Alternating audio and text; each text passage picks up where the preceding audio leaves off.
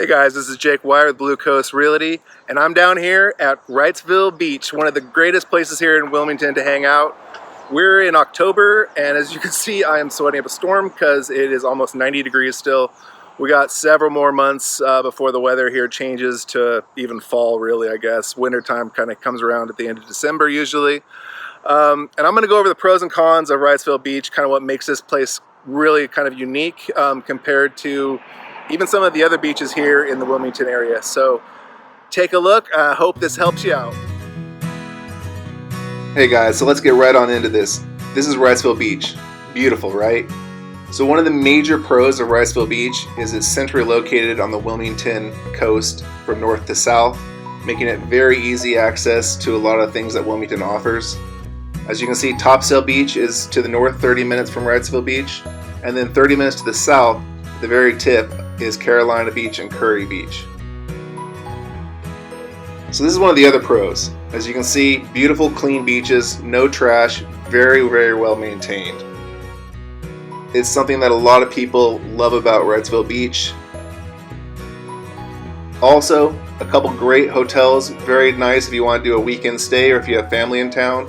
And also, as you can see to the background of this picture, that is Johnny Mercer Fishing Pier. There's actually two piers in Wrightsville Beach, Crystal Pier, which has Oceanic Restaurant, and the Johnny Mercer Fishing Pier. So you have lots of great options to keep yourself entertained. This is the Intercoastal Waterway on the backside of Wrightsville Beach. So let's go ahead and break into some of the cons. Now there's not a whole lot of cons. This is obviously a beautiful, idyllic, very high-end beach town, but there are a couple things. Obviously the biggest con is going to be the expense of living in Wrightsville Beach. These are multi-million-dollar houses.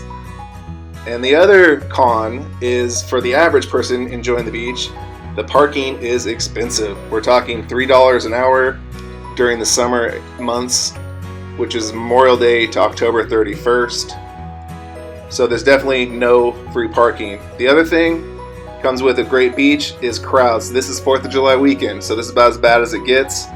But it has a lot of college kids from UNCW. If that's not your scene, Wrightsville Beach during the peak season might not be for you. This is again the Intercoastal Waterway. As you can see, this area is just beautiful and iconic. It's a great visit if you're in Wrightsville Beach area. Please look us up if you have any questions.